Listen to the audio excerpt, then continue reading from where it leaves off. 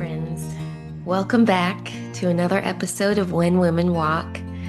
I am thrilled to have you here. And as always, take a moment, find yourself in a safe, comfortable space. Tonight's story, it's pretty heavy. And in an era, or maybe we've never left this era, or it's not new, but in at least this political climate where trusting women is a political decision, and it shouldn't be, but it is, I have felt compelled to share this mother's story. So with that, I think I would like to just dive right in. So some revolutions begin with speeches, others begin with marches. But sometimes a revolution begins with a mother standing in a doorway, waiting for her daughter to come home. And when the door never opens, when the phone never rings, when the police shrug and say she probably just ran away, something changes. Grief becomes fuel. Love becomes rage. And ordinary people begin to do extraordinary things. In the early morning hours of April 3rd, 2002, in the Argentine city of San Miguel de Tucumán, a young woman named María de los Ángeles Verón left her house to go to a medical appointment. She never arrived. Witnesses later said they saw her forced into a car, kidnapped, vanished. She was 23 years old. Her family called her Marita. For most families, that would be the beginning of a nightmare. But for Marita's mother, Susana Trimarco, it was the beginning of a war. Because when the police failed, when the systems ignored her, when corruption protected the men who took her daughter, Susana did something almost unimaginable. She went looking for them herself. She entered brothels. She infiltrated trafficking networks. She confronted pimps and traffickers face to face. And in the process, she exposed one of the largest human trafficking systems in Argentina. So tonight's story is not just about a disappearance. It is about a mother who refused to stop searching. A woman who turned grief into resistance. A woman who forced an entire country to confront the violence hiding in plain sight. So on this day, I am here to tell you the story of Susana Trimarco. San Miguel de Tucumán sits in northern Argentina, a city surrounded by beautiful mountains and vast sugarcane fields. In the early 2000s, it was also a place where something darker thrived beneath the surface: human trafficking. Women and girls were kidnapped, coerced, or tricked into prostitution. Many were transported across the country to brothels and nightclubs. These networks were sophisticated. They were organized. They were protected by corruption. So when families reported disappearances, they were often met with indifference. And this is exactly what happened when Marita disappeared in 2002. Her mother, Susana, immediately knew something was wrong. Marita had a young daughter. She would not have left voluntarily.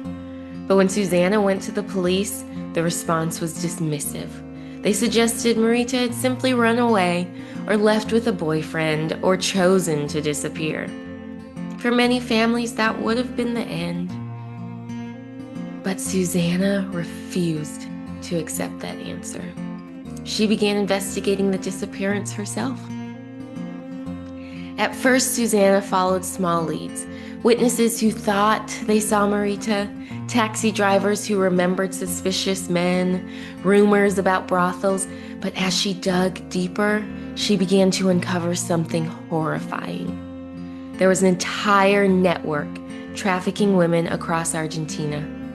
Young women were kidnapped or lured with false promises of jobs. Then they were transported to brothels in different provinces, their documents taken, their movements controlled. Many were beaten and or drugged. Escape was nearly impossible, and the authorities often looked the other way. So Susana made a decision. If the police would not investigate the brothels, she would. She began entering brothels herself, posing as a client or pretending to be someone searching for work. Inside, she talked to the women. She talked to the girls, quietly, carefully. Many of them had stories that sounded painfully familiar. Kidnapped, deceived, trapped. And guess what? Over time, Susana began helping these women and girls escape, one by one. Some reports estimate she helped rescue dozens of trafficked women. Others estimate she saved over 100 women.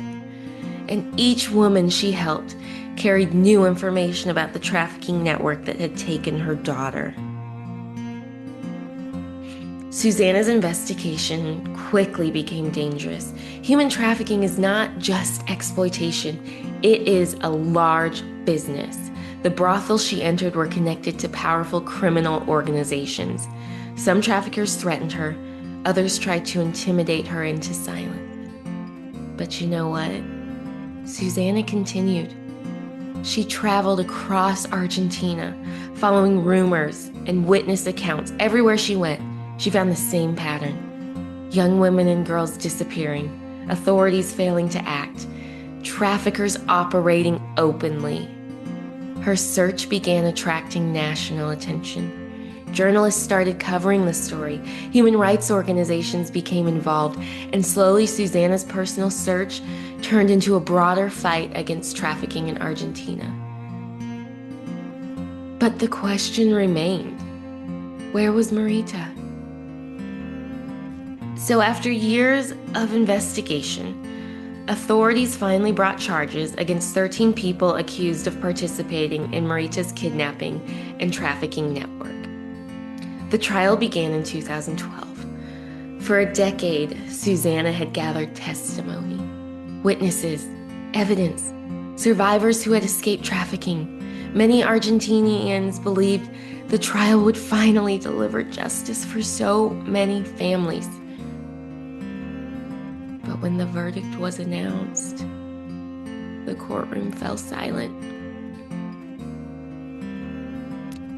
Every single defendant was acquitted. All 13. Despite years of testimony, despite overwhelming evidence, despite the stories of trafficked women, the decision sparked national outrage. Protests erupted across Argentina. Thousands of people demanded justice. They marched in the streets, carrying photos of Marita. For many Argentinians, the trial exposed something terrifying. The system meant to protect victims was protecting traffickers instead. But the public outrage forced change. Soon after the acquittals, Argentina reformed its anti-trafficking laws. The new legislation made it easier to prosecute trafficking crimes and increased protections for victims. Some of the defendants in the Verón case were later convicted in subsequent proceedings. But Susana's work did not stop there. She founded the Foundation María de los Ángeles, named after her daughter. The organization works to rescue trafficking victims and provide support services for survivors, shelter, legal assistance, psychological care, education. Through the foundation, Susana continued doing what she had done from the very beginning, helping women escape exploitation. So, more than 2 decades have passed since Marita's disappearance, and her mother, Susana, has never stopped searching for her. But her daughter's fate remains unknown. And Susana's fight transformed Argentina's national conversation about trafficking. It forced authorities to acknowledge the scale of the problem, and she helped rescue countless women. And she showed the world what happens when ordinary women refuse to accept injustice. So history often remembers generals, politicians, presidents, but some of the most powerful figures in history are not leaders chosen by governments. They are ordinary people pushed into extraordinary roles by tragedy. Susana did not plan to become an activist. She did not plan to confront criminal networks. She did not plan to challenge the legal system of an entire country. She just wanted her daughter back. And when the world refused to help her find Marita, she refused to stop searching. In doing so, she changed the fight against human trafficking in Argentina. And she reminded us of something powerful. Sometimes the most dangerous person a system can face is a woman who will not give up. So, in light of everything going on in our world today, I encourage you to trust the women, to not question why they have not come forward or why they don't come forward sooner. The systems are in place to silence, and we have to keep their names loud and visible. So for all my listeners, hug your family a little closer tonight. And remember to never give up. I'm Madison, and this has been When Women Walk.